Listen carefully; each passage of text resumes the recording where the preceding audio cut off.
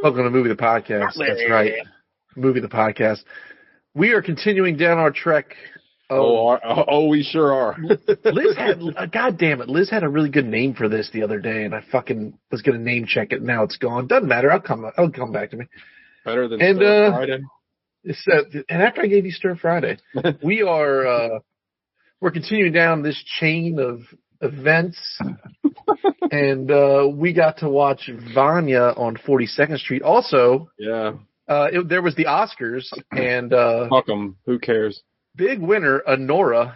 I'm Anora that Dune 2 did not win Best Picture. Nice. That's TJ's homeboy, though. Sean Baker, the guy who made Red Rocket and the Florida Project. That guy's good. Honestly, I thought it was his weakest movie. I think I talked about it on the show. I liked it. It's not like Best Picture. I mean, it's a good movie, but it's my least favorite Sean Baker movie. This year's Oscars seemed real artsy fartsy. There's the one about the bricklayer, and then there was this one. And The Brutalist. That movie is ass. That movie's so bad. Dude, it's almost 4 hours long. I saw it on the Plex. Dude, it's so fucking... Adrian, you don't like Adrian Brody? Nah. I was about to defend him, and then I think I don't like him either. I can't really... Adrian Brody. He was good in Predators. Good in The Jacket. Jacket's good. Jacket's good. I've never seen The Jacket. I remember the promos for it. I never saw it. I'm trying to think of another Adrian Brody movie. I never saw it. I never saw that. He was in one of these New York indie crime movies called Ten Benny. I remember liking, but it was when I liked all those movies, so it probably sucks in retrospect. I like him in when he shows up in Wes Anderson films. I typically enjoy him. Yeah, I know. I liked him in... pass Gogs? I liked him in, isn't he in the... me. He's in the Darjeeling Unlimited. He's in the Darjeeling Unlimited. He's in the Grand Budapest Hotel. He's in a pass. Yeah, he's good in both of those. I didn't care. He's in the French Dispatch. I didn't like that one very much. If he wanted me to like him, he should have been in the early Wes Anderson movies before I hated him. Take that. Fucking Adrian Brody. Damn, take that, Adrian Brody. The best thing Adrian Brody ever did was he was on SNL and he introduced Sean Paul and he came out with a fake dreadlock wig and was talking in he sounded like Chet Hayes. He was talking in that Jamaican pastiche and it's very funny. It sounds funny. It's supposed to be funny, but it was more laughing at him and not with him. You understand. It happens to me a lot. It's like Gog saying he asked if anybody roasted Three Musketeers. I still can't Adrian, that hat signifies that you're part of the Rastafarian movement. I've been Safarian since before you were born. Well, excuse me. All right, what did y'all watch this week? We'll get into Vanya on 42nd, a play. Yeah. I don't know. I'm gonna spoil things. I didn't hate it. No, I didn't hate it. It's just fucking weird. Yeah, I didn't hate it, but I also felt I had a Gogs moment where I was like, I don't think I'm smart enough to understand why this is good. Well, it's. We'll talk about it. Let's talk about it. Well, but we'll get before we get into Russian farm sadness. What did y'all watch this week? Alec. Oh, you're gonna start with me. Hell yeah. Well, you aren't here. It's been a few weeks, boys. Yeah. And we didn't record the week before that, I don't think. I think you're correct. So I got 9 movies. Oh my God. Well, that's good because I watch nothing. So you go at it. Hell yeah, Alec. Go for it, dude. Couple of oldies but goodies. The Accountant. After I saw the trailer for The Accountant 2, I watched The Accountant again, and that movie kicks a pile of ass. That might be one of my top 10. Did you know they were brothers? Whoa, really? Sean's going to ask the same question. I already know. Dude, the movie explained that John Bernthal and Ben Affleck were meant to be brothers. You were shocked that John Bernthal showing up in the second film. Only for a second. It's hinted at the end when he says, "I've missed you, brother." But you thought he was being like Hulk Hogan. He was using it. Brother. I miss you, brother. The Accountant kicks a pile of ass. That might be like one of my top 10 favorite movies of all time. Like, it's so good. And it's so tight. It seems like it's worked into your comfort rotation. Yeah, I love it. Like, it's so good. Yeah, it's a very solid movie. Movie that was marketed like shit, because the trailer was huge surprise. Yeah. Watched, They Came Together, a movie that I watched a long time ago and thought was okay, but rewatched it now, and it's really funny. It's, Paul Rudd and Amy Poehler, and it's directed by David Wayne. I remember that movie. I have more appreciation for it now. It's really funny. It's like really fucking funny. I feel like I watched it. I can't remember. It's a spoof of like romantic comedies, but it's fully directed by like a state guy. Mm-hmm. So like he knows how to spoof things, and it's really fucking funny. Everybody in it is absolutely hilarious. I'll have to watch. I feel like I watched it, but I don't remember, so it'll be like I never watched. Yeah, and I don't think it was not that long, like maybe under an hour and a half. But it's really good, and like it's all the state people are in it. It's like the state splintered off into the Reno people and the David Wayne, Ken Marino people. Like Michael Showalter is kind of doing his own thing. He's kind of fringe. He shows up their stuff every once in a while. What's his name? The guy that used to have that podcast I used to listen to, the red-haired guy. He doesn't show up in either one of them. Kevin Allison. Kevin Allison. Does. He shows up in he's in Role Models. Oh, that's right. Yeah, he's in Role Models. Shout out to the state. That should, that song by Wings, "Love Taking Me Down." Yeah, the street. Who sings? Nobody sings that. That's not a real song. Yeah, it's Wings, one of their big ones, one of their big hits. God, that movie's so fucking good. I need to rewatch Role Models. Rewatched Pop Star. Hell yeah! Never stopping. Now that is definitely a comfort movie for you. Yes, and I learned something new this time while trolling through IMDb. All the scenes where they're interviewing the rappers about themselves, like the Style Boys, they were actually interviewing all those rappers about the Beastie Boys. So everything they said about them for the Style Boys is what those guys thought about the Beastie Boys. Like obviously some of the questions they reference Connor himself, but like all the ones where they're talking about the band and like how influential they were and stuff. That's crazy. They're asking about the Beastie Boys and they just used it as the Style Boys. How did you find that out? It was on IMDb. On their trivia section. That's pretty cool. Watched some of Alfie. Did not care for it. We turned off Alfie to watch They Came Together. What the heck is Alfie? It's Jude Law. It's a remake of an old Michael Caine movie. He's a womanizer in New York, and like then you're supposed to feel bad for him because nobody loves him anymore. But all he's done is womanize women for his whole life. So like, who gives a shit? He's just a whiny. I know how that goes, brother. Just a whiny bitch. Just like me. Watched the new Captain America. Oh, and I pretty much agree with Gogs and Nate. Like, it's fine. Yeah. It doesn't break any new ground. I feel like it's a missed opportunity to highlight their second biggest black hero in a way, but they didn't really let Anthony Mackie be Anthony Mackie. Like, in the show, I feel like they did. They let him be like, what he brought to the Falcon and Captain America. And this one just feels kind of like meh and bland. It was all right. It wasn't outstanding, but it wasn't bad.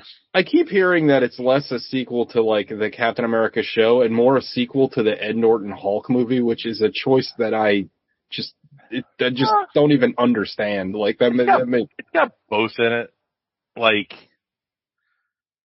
and then the leader looks ridiculous. It's awful. Like, it would have been better if they went 100% comics and just have like a 4-foot tall head.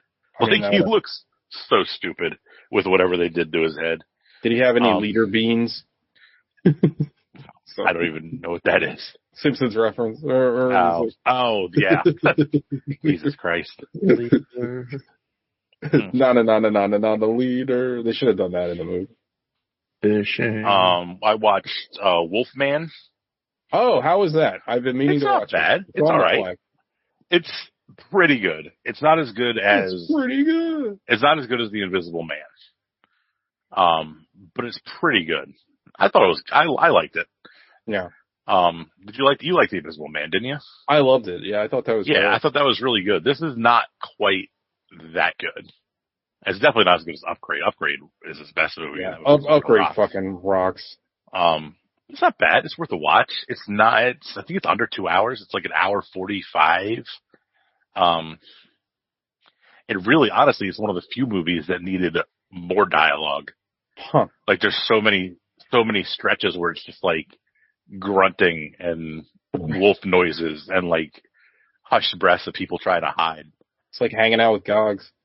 Yeah, his wolf noises are not on fleek. It's constantly outrooting all over the place. Hurtful. It was a compliment.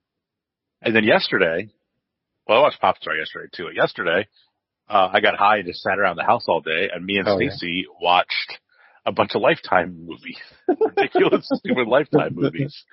So one's called Couples Murder Retreat, where couples go on a retreat and they get murdered. People get murdered. As advertised. Wait, do they go to the retreat to get murdered? Is that no, like a they go to the feature? retreat because they think it's a self-help place, and then a murderer ends up being there. Yeah. It's just as absurd as it sounds. The acting is horrendous. The guy's name, I forget his last name. Oh, it's his actual Christian name is Rib Hillis. That's the lead actor's name. And he's married to the lead actress, and somehow they have zero chemistry. But there is a scene that I laughed for 5 minutes, like nonstop. Towards the beginning, she comes home from a bar, and he's like in a closet, like on his phone, like whispering. She's like, "Why are you in the closet whispering?" He goes, "Oh, I'm on a call for work, and the guy's wife is asleep, so I have to be quiet." I died. It's like, why would you have to be in the closet and be quiet? Because his wife is asleep in a different house. It's like the Homer Simpson thing. He's like, "You're going to have to speak up. I'm wearing a towel." Like, what? Yeah. I was laughing so hard, like uncontrollably. And there's a lot of stupid scenes like that. I didn't know Lifetime made horror movies. They make a ton of movies. Huh. They have a series of movies, 4 movies long, that's called Stalked by My Doctor. And we watched the first one. All of them star Eric Roberts. He's the doctor. Of course. He falls in love with a girl whose heart he repairs, and then kidnaps her when she doesn't want to be with him. So we watched the first one. We actually watched the 4th one first because we didn't realize it was a series. The 4th one is called Stalked by My Doctor, A Sleepwalker's Nightmare, where these women have sexomnia, which is they have sex while they're sleepwalking. Hell yeah. And he takes advantage of that. Oh, hell no. And no, it's not cool. But Eric Roberts is absolutely ridiculous in these things.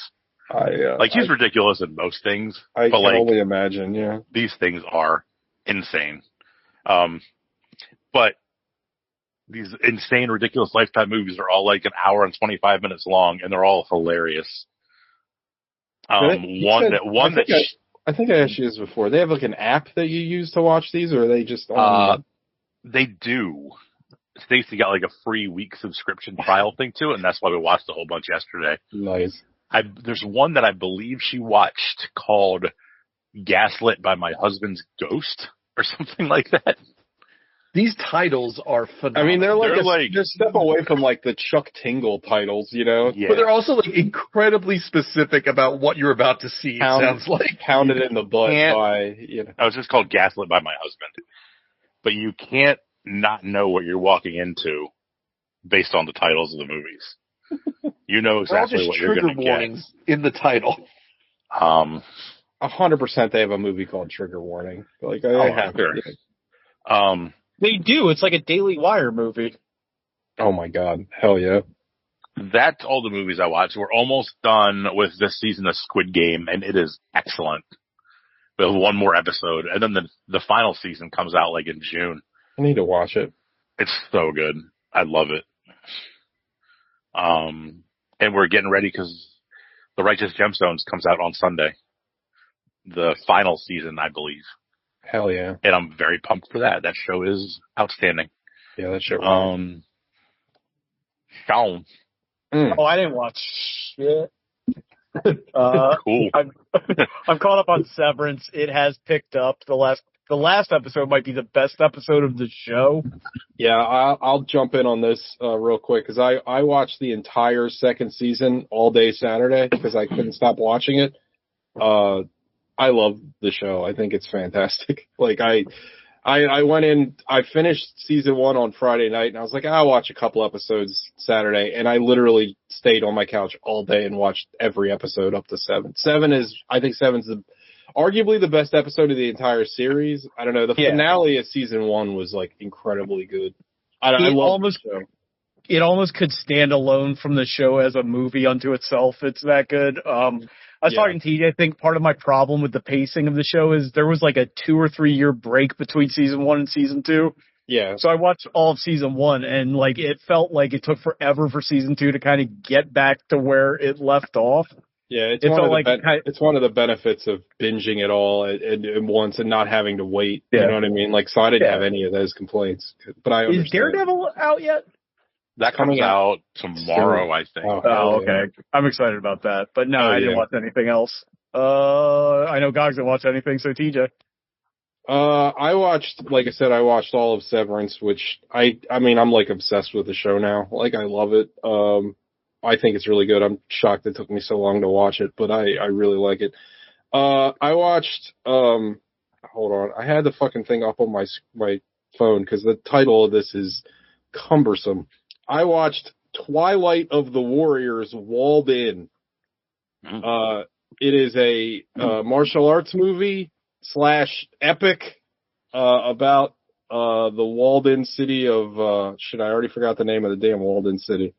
It's a real place. Kowloon, which was actually a real place in China. Also a bag-in Chinese restaurant in Boston. Oh, hell yeah. I used to go there. Sorry. I used to go there when I was a kid. Mm-hmm. And then, like, back when WWE was all territorial, like, the wrestlers would go there every time they were in Boston. So there were pictures of, like, all the old WWE wrestlers autographed and, like, them eating Chinese food and stuff all over the place. Did they also do stand-up comedy there, like every other Boston Chinese restaurant? I always hear like, yeah, we used to play dim sum Chinese restaurant and all that shit. Yeah, probably. Oh, this is the movie TJ's getting ready to talk about. This is a movie I mentioned on the show recently where it was like too intense to watch. Like I had to put it down for a minute. So funny you say that because the fighting in this movie is next level. It's fantastic. And it's like, it's not your like grounded raid style fighting. It's like insane, like you kick a guy and he flies across the room kind of fighting. And it's very violent. The problem is the movie is incredibly long. Like, well, it's not that long, but it feels like it's 3 hours long because it's like it is trying to be like a crime epic. Like it spans years. It's like Once Upon a Time in America or something. I mean, literally, that's what it feels like. And, you know, I really, really liked a lot of this movie, but man, if I felt like by the end of it, I was like, God, is this over yet? Cause like the fighting is so good. Like the fighting is absolutely ridiculous and it's really good. But like the plot, you've seen this plot 1,000 times. Like, you know, this guy's like an outsider and he gets brought into the city and he's raised up by like the good mob boss, but then like the bad mob boss comes in and takes over. And then there's all this like kind of palace intrigue between the bosses and like the one cool henchman of the bad guy. Like, you know, he's going to be like the bad guy. And shockingly, he becomes like the big bad by the end of the movie, but it's about like friendship. And it's like, again, the movie is good. Like I enjoyed the movie, but man, it drags. Like, and I think the quality of the fighting actually is detrimental to the movie because you just want him to get to the fireworks factory. You know, you just want more fighting because the fighting is so fucking awesome. But then, like, there's just extended scenes of just yap, yap, yap, yap, yap, yap, yap. And this guy's father owes me a life debt. And this guy's kid, who I didn't know was his kid, owes me a life debt. And this and that. And you're like, oh my God, can you start kicking? Can you start kicking each other, please? I feel like as a group, we're kind of anti-palace intrigue. Like, this has come up a lot recently, it seems like. I mean, I enjoy it in certain, like, I like Tinker Tailor Soldier Spy. But we like procedurals. We don't like palace. I like big spanning dramas, but like, it's like the fighting is so good. All I want to see is the fighting. You can't put that in front of me and then take it away. And we all know how much TJ loved Australia. Oh my God, that fucking movie. Baz Luhrmann sucks. Let it be known. He's fucking awful. But, I liked a lot of this movie, but man, you could have cut 45 minutes out of it. It drags. But overall, like, it's definitely worth watching. It's got some of the most creative fucking fight choreography I've ever seen. Like, there's a part where this guy is driving a fucking, like, a dirt bike, and he, like, falls down on a gang of people, and he's, like, fucking running people over with his dirt bike, but then the big bad guy just, like, spin kicks the dirt bike, and it goes into, like, 100 pieces. It's, like, unbelievable. Like, it's so good. And at one point, like, I love this about Asian cinema specifically, because I feel like they do it in a lot of old Hong Kong movies and in a lot of Japanese films, where somebody will just say something and you're just meant to go with it and no one questions it. Like, the big bad guy is awesome. He's very, like, Majima-esque, if you're familiar with Yakuza games, because he's, like, a badass and he looks cool and he was always laughing. Like, he's got that kind of jokery kind of quality to him. But he, at one point, like, one of the good guys is fighting him and he goes, oh no, this guy has spirit powers. To which the bad guy goes, oh, you know your stuff. And then from that point on, he just goes like spirit shield, and nobody can hit him because he has spirit powers that are never explained upon or anything. It's literally the middle of a fight. He's like, oh no, he has spirit powers. And the guy's like, fuck yeah, I do. And then it's like little kids when it's like, oh, now I can fly. It's like, all right, I guess I can fly. It's so fucking funny because, like, they don't fucking explain it, and they literally just mention it once, and then it becomes like, well, we can't beat him because we can't touch him because he has spirit powers. And, like, oh my God. But, like, God, it's so, like, so much of the fighting is so fucking cool. Like Sean mentioned in the beginning, it starts out in this, like, nightclub, and they're in, like, a dance hall or whatever. And then they stop the dancing, right?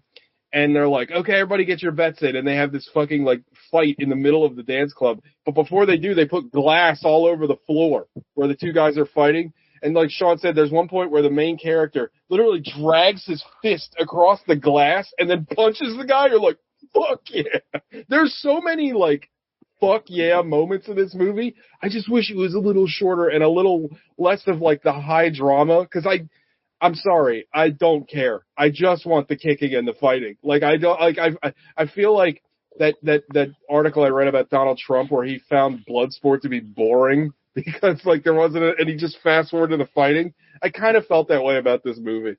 But anyway, solid. I'd still watch it. It made me think of when you're talking about the spirit shield or whatever. Gogs, what's the thing in Warhammer where it's like the one race has a technology that only works because they have a collective belief that it works like it should? Oh, that would be the orcs. Okay. They believe, and therefore it happens. So they don't, stuff that should not work in the physical world works for them, and no one else can recreate it because no one else believes. Yeah, this movie is fun group of guys. They're also living fungus, so there's that. It's kind of wonderful. It's kind of wonderful, but it also is kind of long and kind of takes forever. But overall, I'd still give it like a 7. The fighting is so good. It's like has to be seen because, like, I'm not familiar with this director, but I'm going to look up his other stuff because if he does other martial arts movies and the fight choreography is this good, like, I have to see it because, like, the fighting in this is like, it's so fucking good. So it's still a recommend for me. It's a little boring. What's the name of it again? Say it one more time. You would ask me that. Kowloon, the walled city? No. It's close to that. I just had it up. God damn it. Hold on, I have to close all my porn tabs. Slaptown Races? What's it called? It's called Slaptown Races. Hold on. It's like Twilight of the Warriors. It's okay. Twilight of the Warriors Walled In.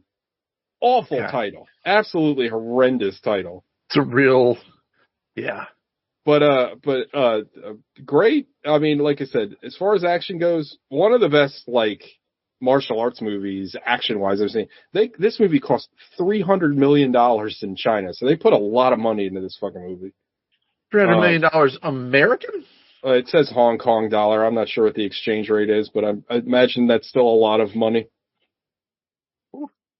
But again, worth watching. It's definitely a throwback to 90s Hong Kong movies. Like, Sammo Hung is one of the bad guys. It was just cool to see him. And he fights too, which is cool, which I didn't expect. I've never seen any of them, but this guy directed all those Monkey King movies. I may have seen some of those. I've seen them like on Netflix, but I've never watched one. I watched this 2014 one. It was pretty good. But I haven't seen anything else he made. He made a movie called Killzone 2. That looks interesting. I saw the first Killzone. That shit's good. But, yeah, I don't know. I'd recommend this movie. Again, I just thought that the high drama didn't hit as hard for me as the kicking and the punching, but it's still good overall. Oh, he's got a sequel to it coming out. Twilight of the Warriors Dragon Throne. I mean, I'm definitely going to watch it because I'm telling you, you guys, like, this was a movie where Gogs would have been, like, peeing his pants at how ridiculous the fight scenes are. Because it's definitely got many of those, like, it's so ridiculous. And, like, there's a part where, like, you get introduced to the good mob boss, but you don't know who he is at first. And he's like a barber. And the main character runs in there, and he just whoops this guy's ass, but he has a cigarette in his mouth, and he, like, throws the cigarette up, and he, like, beats the shit out of him, and then he catches a cigarette and puts it back in his mouth. It's like, fuck yeah, dude. It's like the movie is like a hell yeah simulator. I mean, the cool parts are so fucking cool, it kind of outweighs the boring parts. So, yeah.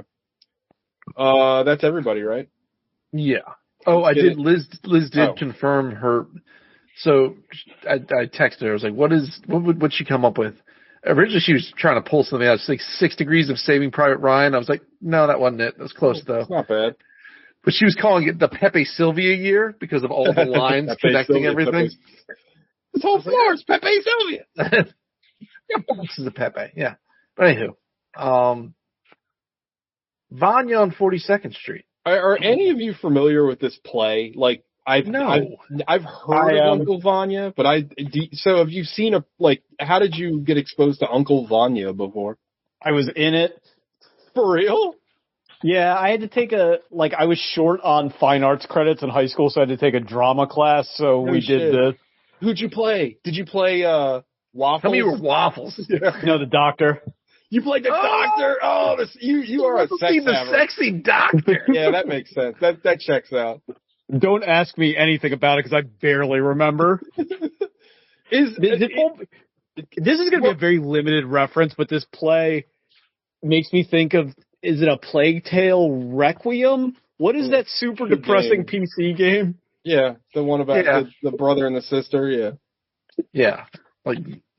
This movie is... So, right off the bat, because you have experience, the part of we only see, parts of the play, right? The play is much longer. And it's, fragmented. We don't even I think the play has, 5 or 6 acts. It's very long.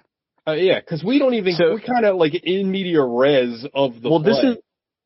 This is a play by Anton Chekhov as adapted by David Mamet, also adapted by Louis Val or whatever that guy's name is. The intro credits to this were so confusing because it's just like you just said. I was like, wait a minute, what? So this is an adaptation of an adaptation of an adaptation.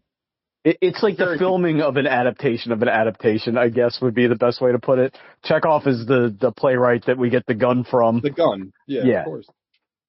And everything else Russian, it's bleak and long and depressing. and I gleaned from the parts of the movie that we get, it's literally just about being like lonely. Like I don't know. I don't know. I mean, it's about searching for meaning and how there really isn't any because they're Russian. Yeah, and the sadness of the human condition and unfulfilled potential. Real quick, even though we've already moved past it, so that Walled City movie, it is the second highest grossing Hong Kong film in history. Besides, it made $1 bazillion over there. What's the number one? I don't know. It doesn't say. I'm just looking at Warriors or something. Okay. That was huge. Well, here's this doesn't make any sense. So budget they put 300 million Hong Kong dollar, but gross the box office they put 111 million US dollars. Why would they do that? Anyway, sorry, go ahead. But so thing, we would understand it. Yeah, but why wouldn't I want to understand the budget too? The thing about this movie, and like it's I guess the only thing to really talk about besides like it's just kind of like a master class in acting demos, is like it's meant to be a rehearsal of the play, but they're actually doing the play. So are we just watching the play, or are we watching a rehearsal of the play? You know what I mean? Like it gets kind of like I'm not sure exactly what the framing of this is. Like, well, it's shot or it's presented in such a way that it's like documentarian, but then it's obviously all that first bit where like they meet everybody on the street is clear. It's scripted. Yeah. But then it just like they go from having a conversation. I had to like run it back. They were having like a conversation when the play started, like when the drunk doctor's talking to the old lady. I thought that was just the two actors fucking chatting, and then I had to realize that they were like, oh wait, no, this is it. Like this is happening. Yeah. Well, it's very weird. I mean, there's no point in actually like going through like the beats of the story, right? Like, I mean, the long story short is there's a group of people that live on a farm in Russia at like, I don't know when Chekhov was contemporary, but I'm assuming it's like post World War II. I think it's before that. I thought it was like closer to turn of the century, but I could be wrong. Okay, so like a quasi-industrial farm situation where you've got Uncle Vanya and company that take care of the farm for this professor guy who married Vanya's sister and then got the farm as a dowry, but that guy's like a fuck, and then she died. His sister dies, and then he fucking trophy wifed up Julianne Moore, and then it's just everyone struggling with the fact that everyone wants to bang Julianne Moore except for the chick from The Well from The Silence of the Lambs, and she wants to bang the good doctor, and everyone's drunk, and everyone's sad. And Uncle Vanya's just like a fucking like intellectual curmudgeon that doesn't do anything. Like he's a classic example of someone that just like has every idea in the world but has no so the play was published in 1898. And you're pretty close then, Sean. Yeah. So like he's just like it's a classic example of someone that's got every bright idea but doesn't ever have the will to execute it because probably for fear of failure. It's every annoying fucking philosophy. That's the word. Philosophizer. Yeah, major that you know what I mean? He's every fucking like rocket to Venus waiter that's read like Descartes too many times. You know what I'm saying? It's like, all right, man, we get it. Can I get those fucking tater tots or what's up? So this is by the same director as My Dinner with Andre. So more about that next week. So right. So anywho, I mean that's it. Then the whole thing ends up with Wallace Shawn like fucking firing off a pistol at people, but then everybody's cool at the end. So like, I don't know, man. It's like. The movie's weird because I get the mess. They beat you over the head with the message. I get it, right? Like, I'm sorry. The play is weird because they beat you over the head with the message in the play. You're watching them do it. You are watching Wallace Shawn just act his ass off. All the acting in this is phenomenal, right? Like, there's a movie that I really like, and it's funny because I don't really like his movies anymore, but I used to really like Lars von Trier. And he made a movie called Dogville, which I really like. And Dogville it's a regular movie. Like the plot is regular, but all the set is literally just like a soundstage. And there's like chalk outlines that say like barn and like Yeah. exterior and shit like that. And the reason the movie works is because like you get so caught up in the storyline, you forget about like you're literally watching something that's on like a stage, and you get so consumed with the storyline.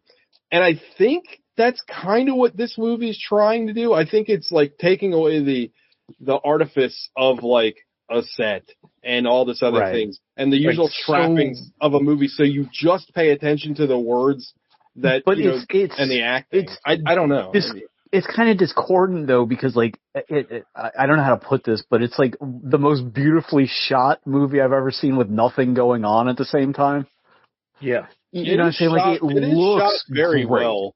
Yeah. But like for what purpose? Like right, that's what I'm saying. Like it's like it's the best picture of your fucking backyard garden hose spool anybody's ever taken. You know what I'm saying? Like it's like, oh, this is a beautiful photograph, but like why did you bother?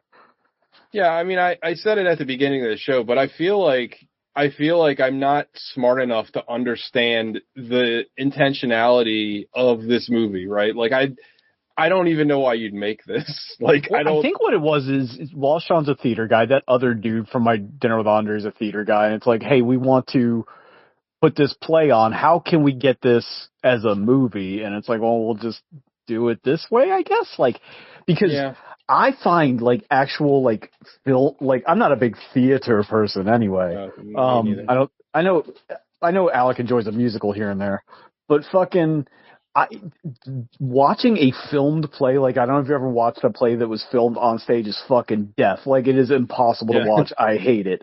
So like this is like this, it exists in this weird like liminal space between play and movie. I don't really know how to describe it. Yeah, I mean that is true. And I will say that for as plain and as kind of, I don't know, it's just kind of there. It did hold my interest, so maybe it tricked my brain into like paying more attention to it, because I went in, as soon as I read what it was about, and I was like, oh no, like I was worried, but like I said, I'm not going to tip my hand on my score yet, but like I didn't hate it, but like it's not ever something I could ever see myself revisiting. Well, it's like when you read the description, at least maybe I'm off, but when I saw the description, I was thinking it's going to be like a what's that David Mamet movie, State and Maine, where it's about the production, but all the shit that goes wrong, and they're fighting backstage and blah blah blah, and then they do the play. I didn't realize it was going to be a full on like semi-dress rehearsal / table read. Basically. Yeah.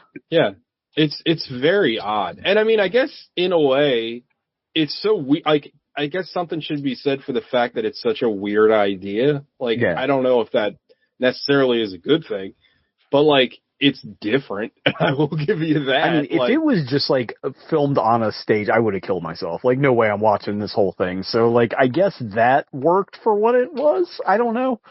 It's also like, again, kind of discordant because they're wearing like, contemporary clothing and stuff with this fucking, like, very, like, florid, play dialogue that nobody talks like that. I mean, it seems like it was, like, made just to, like, highlight the craft of these particular actors. And it does a great job of doing that. It was very funny to see the Police Academy guy being a serious actor. I could not. And then you said it in the chat, he's Punky Brewster's dad or whatever. Shit, you're in. It's fucking. What you doing, Punky? It's the played a movie equivalent of that Chex Doom mod, where it's like we're trying to advertise Chex, but we also made this like really kick-ass first-person shooter somehow. Like, but don't worry about the video game part of it. We're just trying to get Chex out into the world. Yeah, it's very strange. I know that was a reference for literally no one, and I almost feel odd making it, but... Alec, would you say that your favorite part of the movie was the acting? Really, it's the only part of the movie.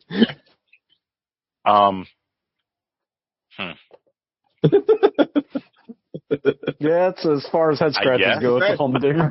That speaks volumes, sir. Raves Alec. Put that on the Blu-ray. I like a lot of things. I like funny things. I like action things. Sure. I like some horror movies. Sure. I like boring movies sometimes. Sometimes. This ain't it. Yeah. Yeah. I didn't have any illusions about this one with you, though. Yeah. This was for me. Yeah. Do you like the plays of Tchaikovsky of Chekhov? I like his steering of the Starship Enterprise. Oh yeah, hell yeah! One of the best. Say nuclear vessel again. No. Here's something I guess we could talk about for a second. Wallace Shawn's like one of the best actors ever, but like, is there a vehicle for him in a like major Hollywood movie to be a lead? No, of course not. Which is sad, right? Like, because he's built like Clint Howard. Like he's not. It's like I said in the text, right? Like what cruel fate it is that he's such an amazing actor, but he looks like that. Like what are you gonna do? He's so good. And everybody's really good. I feel like he was kind of born too late too, because I feel like you could be a really good character actor in like the 70s. Oh, yeah. You know what I mean? Yeah, like Julianne Moore's really holding her own too for being like kind of a youngish actress with like all these like theater people. Like they're really fucking getting it in. I was really impressed with the girl. Series 7. The Series 7 / Lotion girl. I thought she was great in this. But everyone made it look pretty effortless. Like everyone just kind of was very like. Everybody's excellent. This might be like, coast to coast, one of the best like acting casts I've ever seen in a movie. But it's just a weird, such a bizarre choice. Like the pitch for this must have just been like, we're gonna like. I guess I kind of want to know: did a actual production of Uncle Vanya take place in that theater with that cast afterwards? I don't know. It's a good question. I was looking up the Wikipedia, and there's not a whole lot on it. Like it's pretty bare bones. Just like says, the movie. Yeah. I mean, it's critically like it's in the Criterion Collection. Yeah. Yeah, I noticed. Yeah, I noticed on the transfer the file that I pulled up, but yeah, I don't know. Like it's a movie that makes me feel more. This it seems like a real Film Bros type movie. I'm glad we saw it. Yeah, I agree with that. Like, I know it wasn't a oneer, but it felt like a oneer to me. Does that make sense? Yeah, for sure. Because there's no definitive act breaks, really. Like, there's a couple of times where they like pause to have a little conversation, but that's very brief. There was also that one weird scene where Julianne Moore has a voiceover that is like, kind of out of touch with the rest of the movie.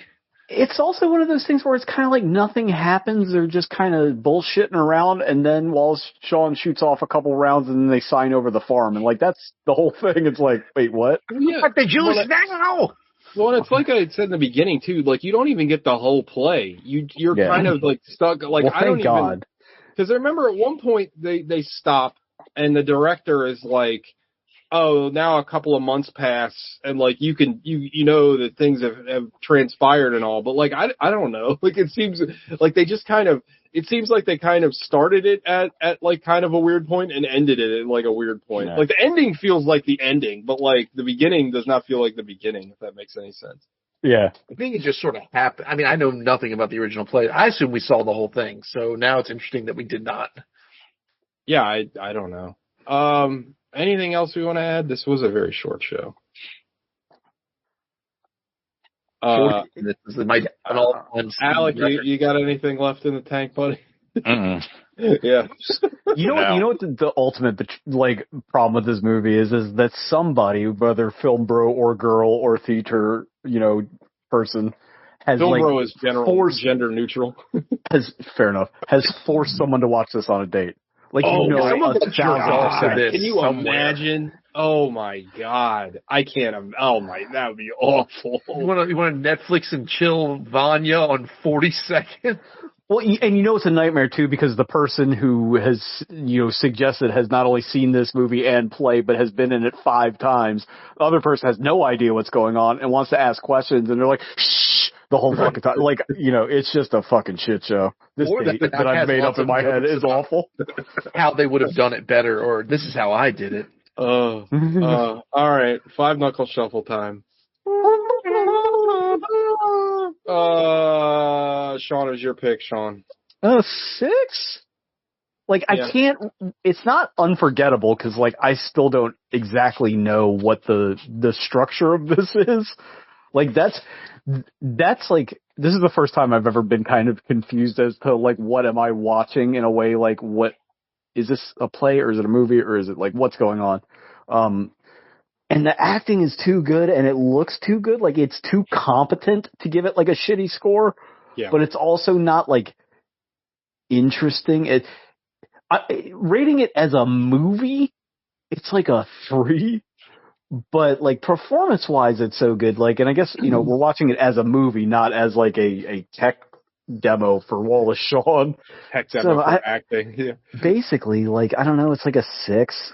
I'm glad I saw it, like it's in the repertoire, I guess, of like, all that shit, like, I don't know, L'Age d'Or and fucking, I don't know what, like, what's the fucking, Pixies Black movie, Morpheus? the fucking, I don't know. like, no, fucking, Andalusian Dog, or, shit like that. But I could never, in good faith, recommend this to anyone. Wallace Shawn completionists, I guess. Like, I don't know. If you're trying 100% Wallace Shawn, you got to see this. You got to platinum Wallace Shawn. But I'm glad it's out there doing its thing. It's definitely different. It's better than. I'd rather watch this than, I don't know, Captain America: The Winter Soldier, I guess. I don't know. It's like a 6, but you could talk me into it too. I don't know. Yeah. It's a soft 6 and a hard 4? Like, hell yeah. No. I wish I had a hard 4. Yeah. Gogs. Yeah, you calling it a tech demo, whoever said that, that's like spot on. Like, it's so bizarre. Like, I don't hate it, and I won't forget it. And I actually didn't, like, I kind of was even with the story. I was like, okay, this is interesting. Yeah. It's like exploring those themes, but like, I never need to see it again, and I can't recommend it to anyone. So what does that make it? So I'm going to also go with the 6. It was like 6-7 for me, just based on just the acting chops alone. Yeah. But it's just like, it's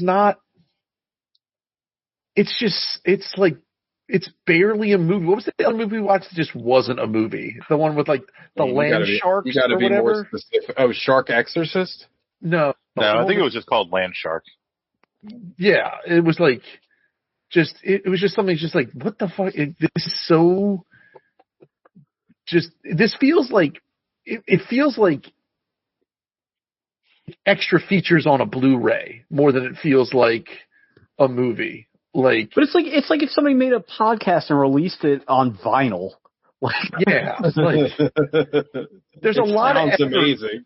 There's a lot of effort being put into something that feels very low effort. Like, and I just, I don't know, but like the acting is phenomenal. Like, I imagine if I had any affinity for the story of Uncle Vanya, I'd probably like, hell yeah. Like, if I was just Chekhoving real hard, I'd be like, fucking, I want to be that guy. That's like, fuck yeah. Best Uncle Vanya I've ever seen. That sounds like a state sketch. Yeah. But no, it's Wallace Shawn. I'm giving Wallace Shawn a 10. I'm just giving the picture a 6. I want to hear Alex's version last, so TJ. I'm going to side exactly with you guys. It's a 6 for me, dog. I didn't hate this movie, but I was dumbfounded as to like why it exists. Again, like I think we've talked about this before with other movies, but like sometimes I can see what you're trying to do, but I don't really understand why, and I don't necessarily think it works. Again, I think the vision for this is to completely strip everything away. So the only thing you focus on is the power of the words and the acting, right? Like that's all you got, because that's all you got. Yeah. And I get that. I understand that. And it does, again, the movie did not lose my interest. So it must have worked on some level that I'm maybe not even giving it enough credit for. However, I can't, like, it's nothing I'll ever watch again. I don't find the actual storyline that they portray in Uncle Vanya to be particularly compelling. And, you know, it's one of these movies that does kind of, you know, it's one of these kind of, thinker, not a stinker kind of thing where they're just postulating like about the human condition and life. And I used to want to be an intellectual when I was a kid. I used to love these kind of things, but it's not really compelling, and they don't really like make any kind of new insights or something that I'm like, oh, that's an interesting way to put it. I don't know, like, because intellectualism is fucking tedious and boring. That's why it's all fucking like classic Krusty. Yeah, exactly. My favorite. But I mean, again, the acting is so good. Everybody in this movie is doing so much work with nothing. Like they're literally just sitting down and doing their parts, but they still bring a lot of emotion to the characters. I thought everybody was really good. Shame on me for not knowing her name, but the actress that played in Series 7, a movie that we all love, and, you know, Silence of the Lambs, she should have been a much bigger actress. That she acted her fucking ass off in this movie. And everybody did. And again, it is a crying shame that Wallace Shawn couldn't be in more like serious dramatic movies because he looks like a fucking Muppet. He's so unfuckable. Yeah. But there is one of the funnier scenes in this is when he, in like kind of the beginning of the movie, he tries to make a move on Julianne Moore, and she's like, "You repulse me." Which I thought, Brooks I was like, man, the Series 7 lady's name. Yeah, Brooks. She even has like a basic ass name. She's great. I mean, she's really good. Great. She's fantastic, and you know, she should have been a much bigger star. I don't even know if she's still active, but she was great. It's a 6 for me, dog. Do you like? I'm sure there were, but I feel like this is a movie where I don't see them doing takes. Like, it's hard to say. You know what I'm saying? Like, it feels like they just, like a play, like you're just gonna one shot, but like they just. I don't know, man. Like, I don't see anybody. The fucking everybody loves Raymond mom or whoever that bitch is hitting. We're all freeloaders under God that hard on one take. You know what I mean? I feel like that's got to go a couple times. I don't know. It feels like a weird movie to say, let's do that again. Well, like, right? But to Sean's point, the movie is like framed and shot like meticulously well. I can see that over multiple takes. You know what I mean? I'm not saying they weren't long ass takes, but I can definitely see them being. It wouldn't surprise me if there was none, and it wouldn't surprise me if there was a lot. If that makes sense. Fair enough. Mr. Alec. 1. Yeah, of course. Boring. Yeah, I mean, I don't blame you, and I completely understand where you're coming from. You know, I'm not your dad. I don't need things to be funny as hell or scary as hell. But something has to happen. I don't know, dude. Good Lord. You have some Tim Stanball qualities. I mean, to be fair, it is a great metric. I mean, the man has his faults, but that is a pretty great metric to judge film. It's a good barometer. Yeah. He likes funny things and he likes scary things. We should have a bonus month where we just do a scary as hell or funny as hell movie. When my dad dies, we'll do it in his memory. Live from his grave. So it's a 1, huh, buddy? Oh, it's a 1. This thing is a turd.